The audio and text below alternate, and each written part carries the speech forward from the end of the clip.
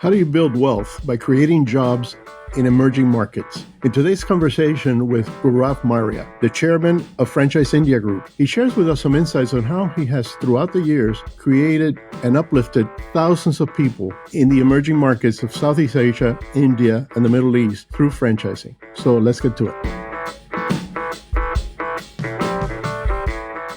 Gaurav Marya, serial entrepreneur.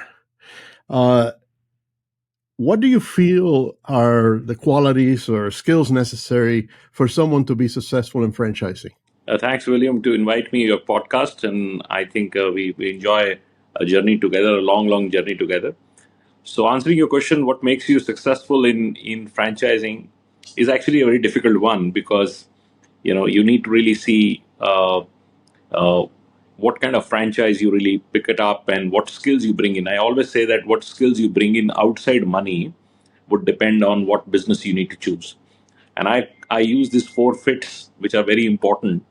One I call the strategic fit, the financial fit, the operational fit, and the marketing fit. If you have these four fits, all four are important, but there is one critical fit in terms of what business you choose. And say, for example, if you choose a food franchise, then operational fit would be very critical. But if you choose a business which is like a healthcare or hospital, then maybe financial fit would be very important. But if you take a concept which is a little more direct to consumer, then maybe marketing fit would be very important. And if you take a fashion franchise or any other thing, maybe strategic fit, which means the location which you take is important. So it really depends on how do you really define what business you want to take and what kind of capabilities you bring in. So it's a fit, and as chairman of Franchise India Group, you deal with many franchise concepts. So is that how you actually qualify a franchisee? Is by looking at what their specific fit is? Whether listen, you're not food service is not very good for your character, your background, and what's. Yeah, sure. So as Franchise India, we and even at Fran Global, we really qualify people where they're coming from. What is their risk appetite, what kind of equity they hold, and what's their financial goal, and the kind of investment and time they need to bring in the business, and then we qualify them in terms of what business or industry they would really qualify to. I normally correct four dots. What industry you need to choose, in that industry what brand you will need to do, and what is your financial goal, and what is your micro market where you're going to operate the business. Unless and until all four dots get connected, you're not qualified for a specific business. So this is a very precise qualifier that you use, no? It's almost like foolproof. No? It's very difficult to say foolproof because and if you run a business, there is a risk in that. But the only way help we can do with our experience is to reduce the risk. So if you qualify and you discover a right opportunity and you're confident about it, you can reduce your risk. But there is no business I know which is completely risk free. So our help is to reduce the risk. And you. This is good coming from the franchisor end. So, from the franchisee end, what question should I be asking you if I'm looking at a concept or a specific concept in franchising? I think a franchisee these days, earlier we used to talk about your past performance and things like that. Now businesses are changing. They're much more different in terms of what a classic franchise business used to be. So at this stage, one has to ask about the consumption patterns. You need to ask about a lot of business intelligence, which is very important these days. You need to also ask about what kind of sport and technology you will bring in, because these days every business comes with a lot of business knowledge, and that business knowledge indicates you where it is headed, and that's something which is very important to me. And also the future of franchising is about building this business intelligence behind. Yeah. And we've known each other over 25 years, and I've always known you involved in franchising precisely. And even though you've done business all over the world, but India is your core market, why do you feel franchising is so popular in the Indian market, or has been for years? So it comes from partially the British heritage, because we have been a British colony for many years, and it made us a shopkeeper nation. So hardworking people. They want to buy a business and they want to run and operate the business. And you see Indians everywhere in the world are great shopkeepers. So running 7-Elevens or running small pizza outlets or even motels because they're very operationally involved, hardworking community. So that really runs into the whole community. But another thing which is very big, because India is a very large country like United States, and we don't create jobs in every cities. So only 6-7 cities we create jobs, but people are getting educated. We do 8 million people graduate every single year. So when they graduate, they don't want to do blue collar jobs. So they're looking for businesses which they can really be empowered and they can create further jobs. And that's one of the areas why Indian economy is growing, because our small businesses are growing. And being involved, because you are involved, one of the concepts you're very much involved with is Action Coach, and being in the coaching franchise business coaching franchise business. Uh, why is, and you mentioned about the graduates not wanting to take a blue collar job. Why is Action Coach and why is the business coaching franchise and consulting businesses so successful in Again, India? it's directly proportional to small businesses. If you really see the history of Action Coach, when Brad started from Australia, Australia was growing small businesses, and then he graduated to US. US was very similar. Now I think Southeast Asia, our Gulf country, and especially India, is become the largest small business market in the world. So, because Action is known for helping coaching small businesses to be empowered to get to next level, India becomes a very exciting market. So, it's actually a two set of talent which is coming in. One set of talent, these people who have done their professional journey and they start their careers as business coaches, and also the whole ecosystem of small businesses which are asking to grow more and they need a coach. And rather, I say every single business in India needs a coach. So it's a humongous opportunity. And just to give you, William, size of the business is 30 million businesses which are classified as small and medium businesses. 30 million. Where in the world you will get that kind of a business population? And this is, of course, you tie this in um, with your involvement in the India Small Business and Franchise Association. Is that how you kind of marry the Yeah, two? absolutely. I also have a honor to chair the Indian Small Business and Franchise Association, and we work on one side building and through education the community. And there's nothing bigger than coaching where you can empower small and medium enterprises. And I feel that that's one of the areas which I personally enjoy more than it's a financial call for me. I enjoy Action Coach because I it is very fulfilling for me, because I get this going back to society and giving back to small business where I come from. Okay, so this is actually, now I figure out how you tie in the small business involvement with the business coaching franchise, and so it kind of all fits, right? Yeah, absolutely. And I think that's always been my dream, that I will continue to work for the small business community, continue to empower entrepreneurs, and these entrepreneurs can build bigger journeys as they go along. And how do you bring them into business? Because sometimes when these folks come out of school, they don't have the funds to actually partake in a franchise investment. And how would that work in your Yeah, so circles? absolutely right. I think if we are able to access funding like the Western market and even mature and developed market, India would go exponential growth. I mean, I can see a 10x growth if I was having the same capable of funding which you have in the Western world, or I would say largely developed world. And that's where the lot of initiative we're doing. I have an initiative called Fran Money, which actually not only just helps you to secure a right opportunity, but also helps you to fund that opportunity. And every single day passing, this is changing drastically. And I think 5 years from now, as funding would become easy, India would poised to be the biggest franchise growth market. I would still not say by system sales it can beat the United States, but in number of franchisees operating, 100% will be the number one market in the world. Well, it's already one of the top markets in the world because you guys actually run the Franchise India exhibits, and I've been to several of them, and there's quite a few brands in Yeah, India. there are 18,000 brands of franchise in India. But when you see from system sales, if you look at and compare from US and India, US corporations are global and their revenues are global. So their system sales is much, much higher than Indian corporations.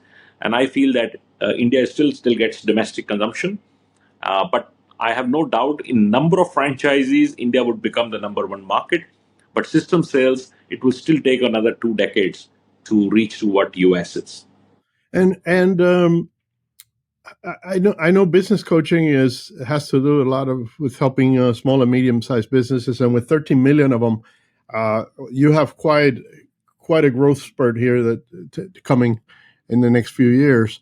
What made you get involved with business coaching or a business coaching franchise? I think it started with my love for the methodology which Brad created. And I think when I first heard him about 25 years back, and I felt that it's so practical part of this, and nothing like that existed in this part of the world, and rather I would say nowhere in the world. That's why it's so successful. Action is so successful because simplifying businesses and rediscovering or redefining businesses was his principle, and he made every possible structure with the complex things which entrepreneurs find it very complex, so simple. And those simple formulas made so much of sense. And I more and more I now get involved as a ML of action coach in many countries. I feel that still very little has been done in terms of this education on business coaching. So more and more people get educated, they benefit. This is going to be a next big phenomena. I have no doubt that India and the subcontinent can become the largest market for business coaching in years to come. You feel that way, huh? And when you mean the system is following the system, right? It's what works. Absolutely, it's following the system and methodology, and continue to be using this, I would say, evergreen principles of action. So it's just going in the same way, and if you do the same methodology, use your dashboards, you can continue to engage the way you want to engage with that, and continue to be different from a coaching to consultant. So you there is always a temptation to shift from a coach to a consultant and try to do things for people.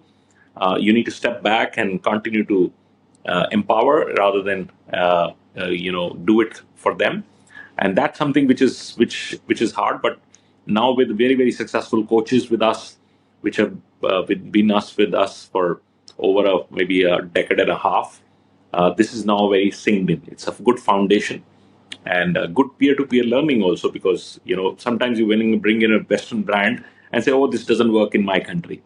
So fortunately today we have a very successful network, one of the most successful networks.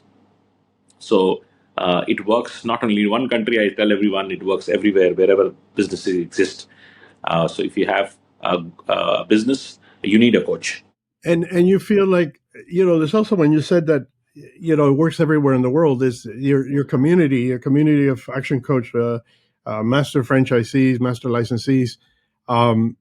You how often do you tap into that community? I mean, this is very interesting that I've never seen so much of transparency in what I see in action. I've been part of a lot of global organizations and being part of a large multinational companies. I don't want to just name them, but I've never seen a forum like that where you're part of a single community. We all MLs are under one WhatsApp group. We share things. We talk about our success stories. Brad himself is so active in sharing things, and he's been a giver, so he continues to give knowledge, and constantly engage. And especially I loved the way he engaged in this difficult period of COVID, where people were not moving out and things are not happening, and he was putting in maybe an extra effort to just keep people motivated, and they come out of their shell and continue to share knowledge. And then we do conventions. We do so many conventions at Action, and we're very proud, and we celebrate each other's success, and continue to challenge each other as MLs to do next milestones. And yeah, I agree with that. And the fact that there's a lot of sharing, and I haven't seen it. And you mentioned COVID. Going back to that, I was always been involved in franchising, and the franchising industry itself took a big hit during COVID. There's a lot of failures out there that didn't do well. However, for whatever reason, um, it was almost like a turnaround where you the business, if you were struggling, you definitely needed a business coach. It was something that it's a plus factor for you guys. Absolutely, and I also feel it a different way because a lot of good talent somehow moved from a professional life, from their jobs, and they felt that they want their own, freedom to do their own thing, and they chose to become coaches. And we have the finest coaches actually came in that time because they made the choice. They made the choice because they came from the plush corporate life, but and now when they look back, they're much more enjoying themselves. They have much more freedom and time on their hand for their families, and they are making much more than they did in their corporate life. They were burning themselves out, and now they're sharing their success and building a new set of entrepreneurs. And India um, heads the uh, leads the way in technology in many ways. How do you marry those two sectors, business coaching with technology? So I think technology is now part and parcel of everything you do. And rather than technology, I think business intelligence, artificial intelligence, and a lot of other things which would become part of our life. Rather, I would say data would become a very important component of your diagnostic. And diagnostic has been very big part of action theory. So we feel that with now technology and this new technologies which are coming in, data would help our coaches to really diagnose much more deeper and much more precise, and that would help business coaching in a very very significant way. And rather, I would say it would change everything. You will be able to, on the first week of your coaching, able to show a mirror to a business owner and say, oh, look, here you stand, because the technology would help you to really get that firm data, which normally small business owners don't have. And you also get involved in the community as a group, as an organization. What other areas of franchising are you involved at this time? Pretty much everything, William. You know that I run a large company, so it's 1,200 odd people placed in 12 countries, and I've been privileged to have friends like you who are very experienced and much more experienced than when I joined in. So I get to learn a lot and bring it to this part of the world. So you were always part of the developed world and had much more exposure with much more mature brands. So I always say that it's the friends like you who help me to explore that, and then I share it with my set of communities in India, Bangladesh, Sri Lanka, Middle East, and Southeast Asia, and which still I feel that is 10, 15 years, 20 years behind mature franchising, and that's my journey. So I keep learning from the most developed and structure and bring it back to more developing economies. Well, your journey is to uplift the economies and uplift the world, around you, and that's very rewarding in many ways, both physically and financially. So, how do you feel? What impact do you feel um, franchising has had in the growth of empowering people, empowering the population to the middle class, from just not, lower middle class to a middle or higher middle class. No, absolutely. I think while I've done now about almost 3 decades in franchising, I cannot be more excited than I am today, because the impact it does for economy, it does for people to have better life. It also helps for people to create more jobs and help other people to come in. This is so very rewarding. And with countries like India, where 60% of business buyers are first time business buyers, they've never done business in their life. So it becomes even more exciting because they find a new life altogether. While I'm also conscious that these people need more help. That's why business coaching and things like that are very important, because they've never done business. They don't know how to manage their business, which becomes our equal responsibility. But this very, very exciting times, and how you help economies to grow and how you help people to be empowered. It's such a satisfying feeling more than the money you make. And of course you have I think one of the top educated populations in the world. Education is key and very important for the Indian family in general. I know the ones that I've met and befriended. So I think that also helps. Absolutely, it helps a lot, and that's something which is also because it was a society which came from a very difficult time when they got the freedom, and the only thing which every parent did was to live for children's education. Rather, 50% of their earnings they would put back to their children's welfare and education, and education became a very big reason. And because you have much more educated and literate society, they are conscious about their surroundings, they are conscious about what they do, and they're more responsible. And I feel that the society, not only just in India or all over the world. I was rather talking to one of my friends who leads Indian diaspora in US. What kind of contribution Indians are doing in different parts of the world is a very important contribution, and purely because of their education and their hard work abilities. And this also is cultural, how they came from the modest backgrounds. Yeah. Well, I know that a big part of major corporations in the U.S., technology corporations specifically, uh, have a large presence of Indian employees, executives, students, and I think that speaks highly for the And culture. I will add that today, if you go globally, and I've been part of UK franchise conferences, I've been part of Singapore, Malaysia, US, everywhere you go, a large part of franchisee community is also Indians. So you see the Patels who are running motels in America. You have people who are running 7-Elevens in the sham shops and so on and so forth. And this community all over the world is very large because franchising is an operator business. So you need to get involved in the business and work hard and make it happen.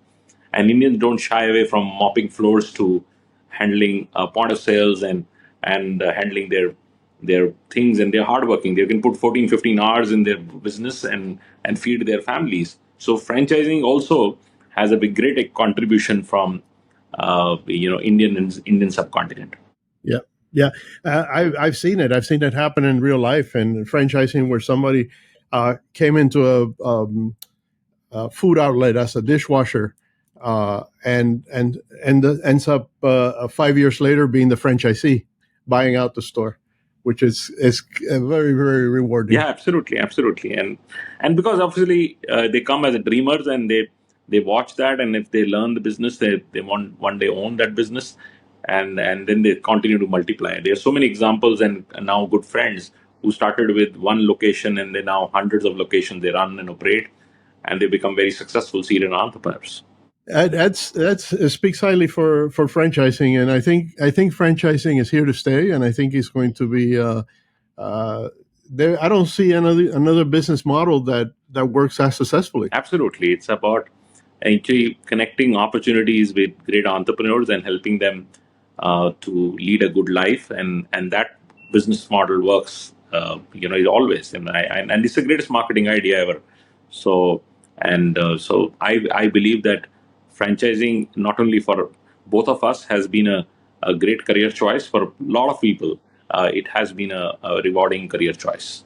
It's an interesting niche, because when you're going to say what else do you do, it's if your life is franchising, that's your life. It's a life career Yeah, choice. absolutely, and I feel that there's a certain breed of people like in our era, which just gave everything to this industry, and we're very proud that it also helped us to really build our own careers, but much more rewarding to see the life cycle of the growth of these franchising in different markets. And I should congratulate you because you have always been stepping out of your comfort and coming to India those days where some franchising was not even known, and you were one of the few who came in and always extended your sport to our shows and our events and popularized and educated franchise industry. Yeah.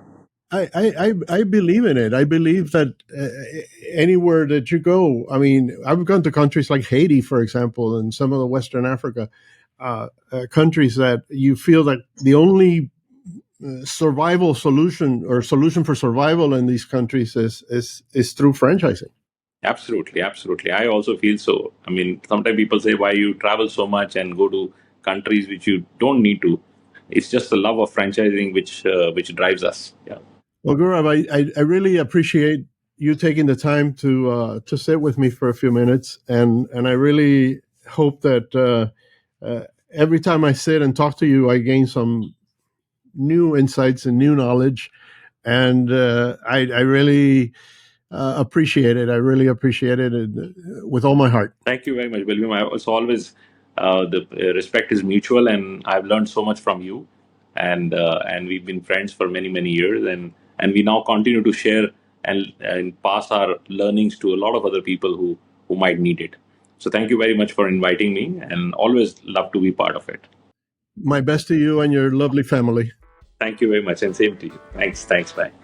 Thanks for joining us today, and hope you have gained some valuable insights into the world of franchising. My name is William Lesante, and I would like to invite you to the next episode of the Franchise Coach podcast. Please make sure to like and subscribe and share with your network. Also, click the link below to learn more about franchising with Action Coach. Thank you.